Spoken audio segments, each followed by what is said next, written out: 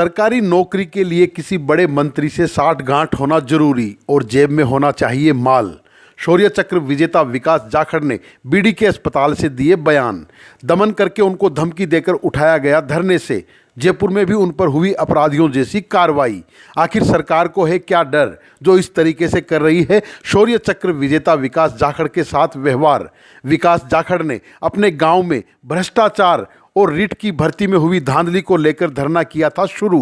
5 दिन बाद विकास जाखड़ की तबीयत बिगड़ने पर जिला प्रशासन ने उनको जबरदस्ती धरने से उठाकर बीडी के अस्पताल में करा दिया भर्ती। अब गांव में उनकी मां और बेटा दे रहे हैं धरना। विकास जाखड़ ने कहा उन्होंने नहीं तोड़ा है आमरण अनशन, उनकी मांग और उनका आमरण अनशन रहेगा जारी। सुनिए विकास जाखड़ की खुद की जुबानी। 6 तारीख को हमने जयपुर में दिया था धरना। वहाँ भी धारा 144 के नाम पे हमको शांति भंग के नाम पे उठा लिया। एक भी फुटेज ऐसी दिखा दीजिए जो हम शांति भंग वाला काम कर रहे हो। शांतिपूर्वक खड़े थे, अपनी बातें आप रख रहे थे, तो बड़ी क्रूरता से दमन करके वहाँ से स्टूडेंट पे झूठे केस लगा दिए। बिल्कुल जानवरों जैसा वहाँ बर्ताव किया गया।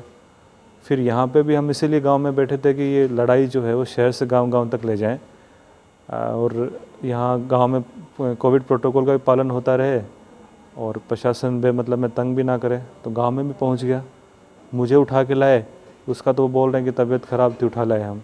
गांव वालों ने क्या बिगाड़ा था, दूसरे स्टूडेंट्स ने क्या बिगाड़ा था, उनको ज़बरदस्ती वहाँ से भगा दिया। अब धमकी दे के आए शाम को कि आप धरनास्थल उठा लीजिए, टेंट वगैरह हम उखाड़ के फेंक देंगे। तो ये लोकतंत्र है क्या? सरकार ने ऐसा डिसीजन लिया हमारे आंदोलन के बाद में कि जो भी भर्ती प्रक्रियाएं बहुत उन्होंने फास्ट कर दी। उनको लगता है कि अभी भी दबाव आया, सीबीआई इंक्वायरी कहीं इनिशिएट हो गई, बैठ गई, तो वो आँच उन तक आएगी। तो वो चाहते हैं कि जल्दी से भर्ती प्रक्रिया करके और नियुक्ति दे दें। एक तो ये है।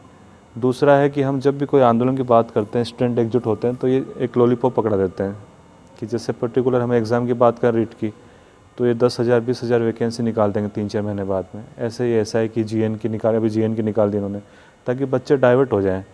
बच्चा आंदोलन की तरफ उसका ध्यान ना जाए, वो सोचे कि मैं पढ़ाई पे ध्यान दूं, ताकि 1-2 महीने बाद में जो भर्ती आ रही है उसकी मैं तैयारी कर पाऊँ, उसमें सिलेक्शन मेरा हो।